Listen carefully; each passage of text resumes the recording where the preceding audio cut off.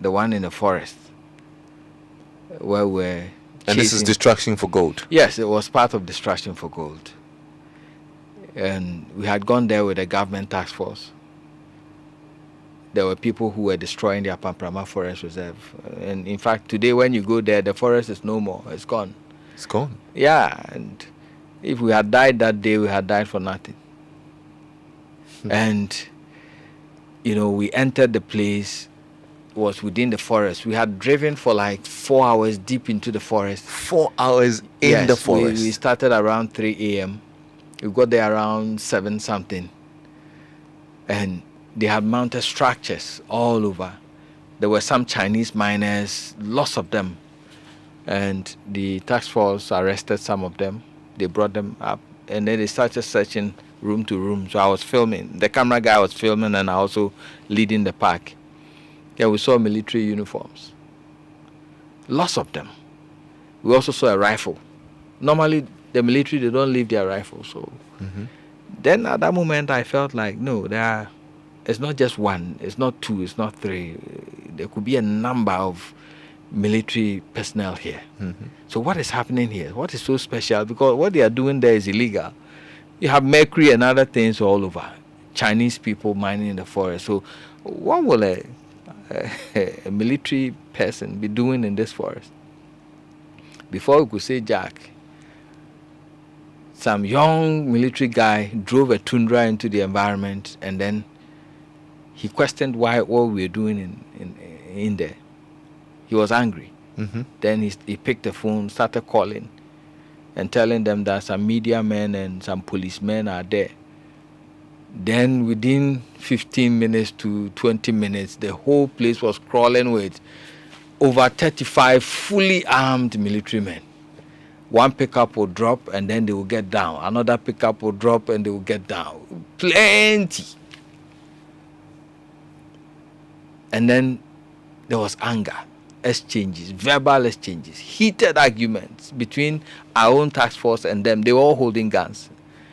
So, if one of them had gotten really angry, and pulled the trigger, we would all have been dead by now. Probably be a bloodshed. Yes, because the way they were angry, if one person had, fired, that would be the end. And I kept praying in my head that nothing like that will happen. Yeah. The rest is history.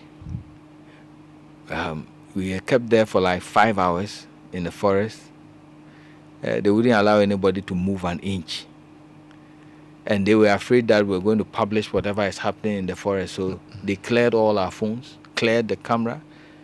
The driver wanted to park the vehicle. Well, they pounced on him, beat him, like punching him in the face. And oh, wow. I had to, at a point, I got, I don't know what left me, but the fear and everything left me. So I went over to the commander and told him, you cannot do this. You can't do that. You cannot be beating my driver like that. So they left him. And we stayed there. We kept calling big shots within the military that I knew. We were calling almost everybody there.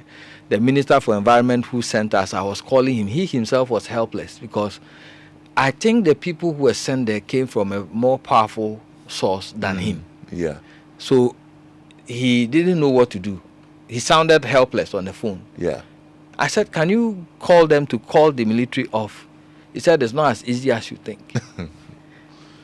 So this is the man, the government, the minister who sent us on an errand, and he cannot even control a military contingent in the bush. So I called Elvis, the late, my late boss, and he also made some calls, and finally they said we should leave. Even when they said we should leave, the one military guy came and said, I don't trust these people, especially this.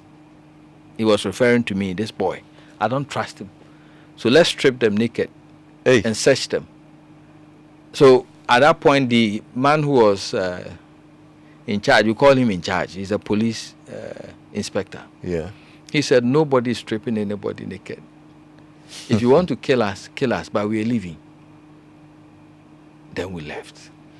And you left without any footage? When the thing started, I knew that would happen. Mm-hmm. So we devised a trick. I told my cameraman, I cannot tell you that on set, but Yes. I told my cameraman to do something. Yeah. And he did. So even when they cleared the cameras and everything of the footage, You still had something. we were still able to recover them. Okay. And that's how come we put that report out there. Yeah. When you go on YouTube, you see that video. Yeah. Yeah.